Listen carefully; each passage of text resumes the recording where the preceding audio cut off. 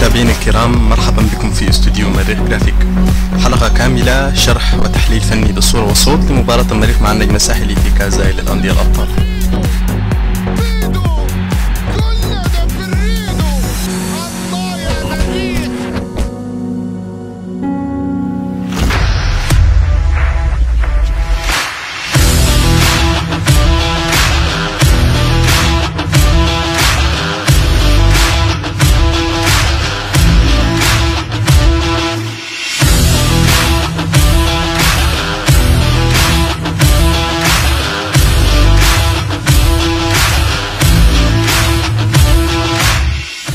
استراتيجية المريخ الدفاعية لمواجهة هجوم النجم التعامل رجل للرجل ومحاولة إغلاق كل منافس الهجوم للخصم عبر الأطراف. استراتيجية كانت ناجعة حتى خروج محوري المريخ الأساسيين ضياء الدين ومحمد الرشيد. في المقابل هجوميا اعتمد المريخ على الكرات الساقطة وراء المدافعين وسرعة اللاعبين محمد عبد الرحمن وسيف تيري في الهجمات المرتدة. بالعودة لمباراة الذهاب وتشكيلة الفريقين، لعب المريخ بكل من أبو 20 في حراسة المرمى، أحمد آدم، صلاح نمر، حمزة داود وتاي إبراهيم في الدفاع، محمد الرشيد، ضياء الدين ورمضان عاجل في متوسط الميدان، سيف تيري والتيشو ومحمد عبد الرحمن في الهجوم. فيما لم يكمل محمد الرشيد وضياء الدين استبدلهما محمد هاشم التكيت وخالد النحسان.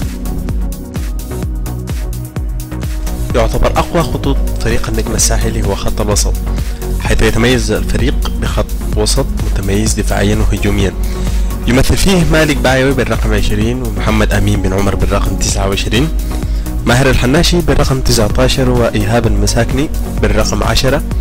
الأساس لهذه القوة خلطة متميزة بين الشباب في المحاور والخبرة في صناعة اللعب.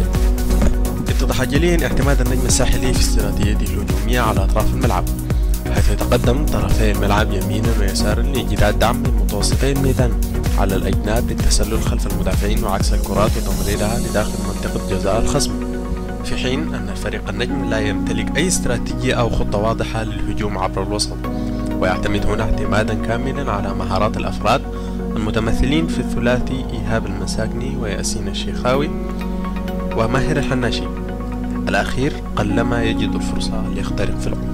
أما على مستوى الدفاع فهو من أقوى الفرق دفاعيا في البطولة العربية، حيث استقبل الشباك 3 أهداف من 7 مباريات، وتعتمد خطوطه الدفاعية على القوة الجسمانية والطول الفارغ للأفراد والدفاع من متوسط الميدان، ولا تقف المخالفات عائقا أمامهم لإيقاف الهجمات. ما هي نقاط ضعف الفريق؟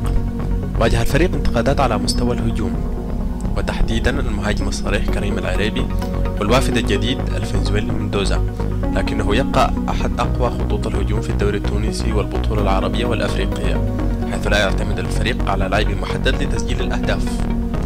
بيد أن دفاع النجم الساحلي يتميز بالقوة الجسمانية، إلا أن عنصر الرشاقة والسرعة يغيبان عن خط الدفاع والفريق عامة، ليعوض عنها بالحركة والتمركز والتغطية الجيدة. وبرزت نقطة ضعف الدفاع الساحلي الكبرى في ارتباك أفراده عند وصول الهجمات لمنطقة الجزاء، إلى جانب الفشل في منع التسديدات المباشرة والضربات الثابتة أو المتحركة على حد سواء.